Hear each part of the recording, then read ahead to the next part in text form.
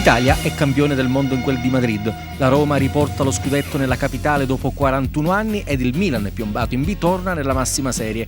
Ad Agrigento gli sportivi biancazzurri vivono l'ennesima estate calcistica con apparente distacco, ma con la speranza di un cambiamento di rotta. Non mancano le promesse agostane di una dirigenza apparentemente in difficoltà finanziarie dopo la conclusione di un campionato non certo esaltante di C2, culminato con una onorevole salvezza da appena 2 punti dal retrocesso Savoia. Ai propositi di riscatto credono in pochi, anche per una sorta di immobilismo dirigenziale.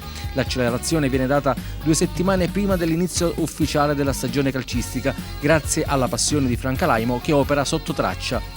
Mi sono adoperato a portare Agrigento, allora l'Agrigento era fallita, siamo subentrati noi, a portare Agrigento alla Serie C1, dove, le devo dire la verità, l'ultimo anno eravamo in condizioni di essere promossi in Serie B. Alaimo affida il comando delle operazioni di mercato ad Egizio Rubino, allenatore dal passato illustre per aver guidato in A il Catania ed in B il Potenza. Il tecnico siracusano stila una lista di 10 giocatori necessari a rafforzare l'organico: i difensori Adelfio, Cracchiolo, Gaudenzi e Rossi, i centrocampisti Casadei, Catalano, Colusso e Catarci e gli attaccanti Cau e Grassi. Ai nuovi bisogna aggiungere 7 riconfermati, e cioè i portieri Ritrovato e Giudice, i difensori Lorenzini e Santarossa, il centrocampista Pieri e gli attaccanti De Brasi e Di Benedetto. In Coppa Italia, primo banco di prova, la squadra dimostra tutta la propria forza, eliminando Marsala, Alcamo e Licata. Le conferme arrivano pure in campionato, con la formazione biancazzurra che coglie successi importanti, correndo speditamente verso il salto di categoria. L'Acragas taglia il traguardo della promozione a 2 giornate dalla conclusione del campionato, con 45 punti, uno in meno della capolista Messina. La squadra dei Templi vince 18 partite, ne pareggia 9, perdendone 7, ma a differenza della capolista ha il miglior attacco con la coppia Cau De Brasi, 25 reti in 2. Il primo è il capocannoniere del campionato con 16 marcature, seguito da Marcello Prima del Siracusa. Questo stadio mi fa ricordare tante belle cose, cioè vedo solo quell'aspetto lì, non il terreno, mi piace vedere la gente, le tribune che me lo ricordavo io, solo questo mi fa ricordare quegli anni, quell'anno veramente stupendo che ho passato qua ad Agrigento. Quell'anno è stato indimenticabile per la città, per l'Acragas e anche per Beppe Cau, soprattutto per i tantissimi gol. Indubbiamente abbiamo fatto un grossissimo campionato, abbiamo ricevuto belle soddisfazioni sia il pubblico che anche io personalmente, perché ho vinto anche poi la classifica cannonieri e poi naturalmente il campionato vinto. Dunque è stato un anno, uno dei più belli anni che ho fatto nella mia carriera. Sono stato benissimo, sono contento e penso di ritornarci ancora. Per oggi vorrei ringraziare l'amico catalano Peppino perché ha organizzato veramente bene, quindi un grazie a lui e a tutto Agrigento. Cosa ricordi di quegli anni? Io ricordo tutto, perché la vittoria del campionato, un gran campionato in C1, battere squadre come Ternana, Bari che adesso sono in Serie A, quindi è stata una bella esperienza, e spero che un giorno anche l'Agres possa tornare a quei tempi. C'è un filo di emozione? Sì, sono emozionato anche perché vedere questi amici qua mi ha fatto veramente piacere. La difesa si conferma solida, con appena 19 reti subite, 3 in più del Messina col migliore reparto del girone. Fa perno sulla coppia Gaudenzi-Rossi. Quest'ultimo con l'Acragas gioca 2 stagioni indimenticabili prima di approdare insieme a Catalano in quel Messina allenato da Scoglio in Serie B. Domo Rossi, sei tornato dopo tantissimo tempo, un'esperienza che sicuramente non potrai cancellare, quella agrigentina. Sono momenti della vita di un uomo molto particolari, fra l'altro poi momenti di grande felicità, di grande entusiasmo. Ho incontrato proprio l'autista della Diana, no? Della grande mitica festa a San Leone, e fu una cosa spettacolare che non ho vissuto, dicevo proprio a lui, nemmeno ai tempi del Messina in Serie B, quindi fu veramente più di un attimo di grande emozione vissuta insieme con la città, ed è questo che ci ha un po' contraddistinto a me e Catalano nel cammino della nostra vita calcistica. Quella squadra era caratterizzata da una forte coesione di quel gruppo. Sì, eravamo capaci di questo, ma naturalmente ora rincontrandoci siamo stati fino a stanotte alle 3, alle 4 a fare le stesse identiche cose che facevamo allora, con la stessa naturalezza. Quindi evidentemente c'è qualcosa fra di noi che istintivamente ci lega e ci legherà per sempre. Senti, ci puoi raccontare qualcosa di quelle cose fatte in quelle notti? Ma in quelle notti, vabbè, insomma, non le posso dire, ma eravamo un po' mascalzoni perché a giocare a carte era la cosa più ovvia, ma un giocare a carte molto particolare dove c'era principalmente lo sfottò.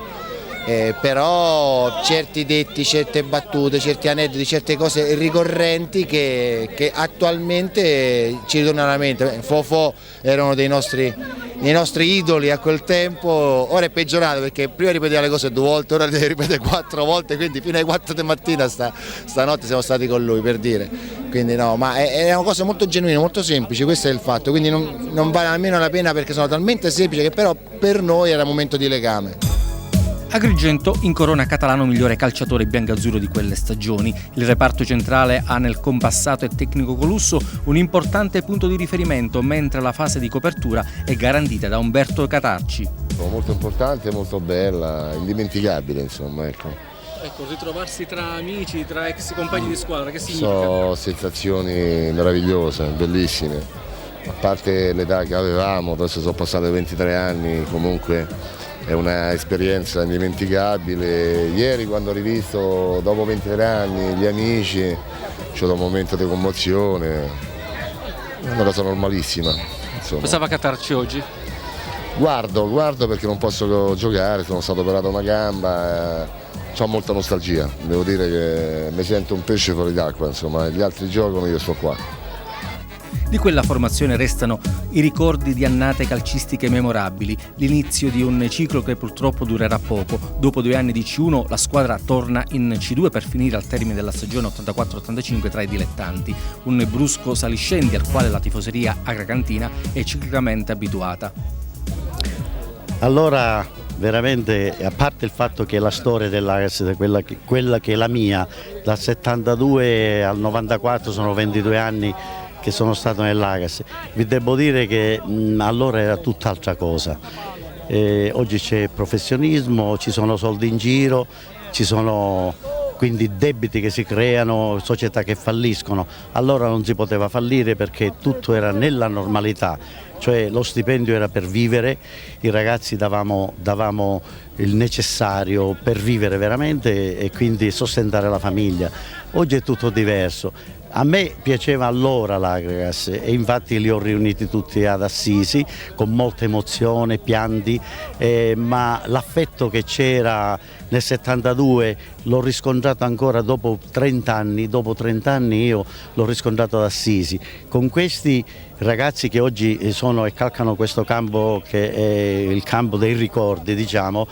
Ho avuto modo di apprezzarli in altro modo, questa era altra gente, altra professionalità, altri stipendi, tutt'altra cose, per cui sono legato molto a quelli del 72, molto e ci sentiamo ogni giorno.